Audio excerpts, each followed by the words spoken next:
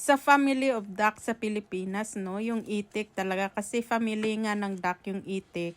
Yun talaga yung pinapang-adobo natin. While yung pato naman, yung puti nga yung kulay at medyo malaki siya kumpara sa itik, pero pamilya din siya ng duck. Yun talaga ang ginagawang pang-estofado. Yun nga, maraming klase ng duck. Yung duck na nabibili ko dito, medyo mataba yung kanyang skin. So, para hindi malangsa, ang ginagawa ko, kinukuha ko muna yung mga taba-taba at yun ang inuuna kong i-brown. At para talaga hindi siya malansa, hinuhugasan ko siya sa tubig na may lemon. Pagkatapos i-brown yung balat na may taba, pwede nang ilunod ang buong duck at hintayin talaga ito na mag-brown. Siguraduhin talaga na brown na talaga yung duck bago lagyan ito ng spices at ng mga sauce. Maliban sa durog na paminta, naglalagay din ako ng durog na cumin. Medyo kasi nawawala yung lansa ng karne kapag nalalagyan din ng cumin. Tapos, meron nga pala akong frozen na garlic at saka ginger.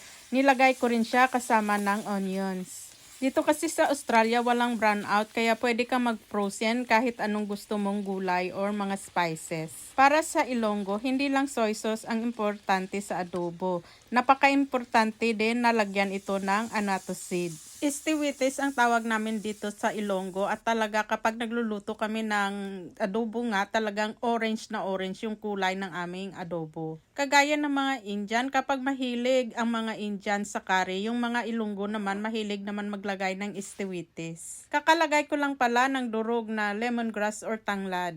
Nasabi ko na ito noon na pwedeng durugin o gawing powder ang dahon ng tanglad at pwede na itong isahog sa ating mga niluluto. Ang pinaka-importanting role pala ng istiwitis or ng annatto seed, ito ay nagbibigay kulay orange sa sabaw or sa iyong ginisa. Nakalimutan ko nga pala bumili ng suka kaya ito lemon na lang ang pinang-asim ko. Yun nga, ang kulay ng istiwitis ay kulay orange. Kaya nga ako nag-adobo ngayon at nagsaing na rin ako ng marami para gagawa ako ng adobo rice.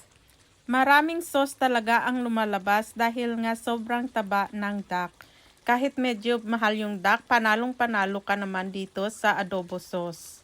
Dahil pwede ka ditong gumawa ng 2 kalderong adobo rice. Pero depende na rin yun sa iyong panlasa. Kung gusto mo ng medyo matapang na adobo rice, 1 kaldero ay pwede. Pero kung gusto mo naman na medyo light lang yung adobo rice mo, 2 kaldero ay pwedeng-pwede.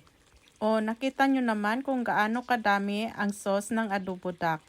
Talagang para sa iyo itong adobo duck kapag mahilig ka sa sobrang dami ng extra rice. Pagkatapos ko isalin yung adobo duck, nilagay ko na yung kanin. Freshly cooked na kanin pala yan, pero mas masarap sana kung bahaw ang ginamit ko dito.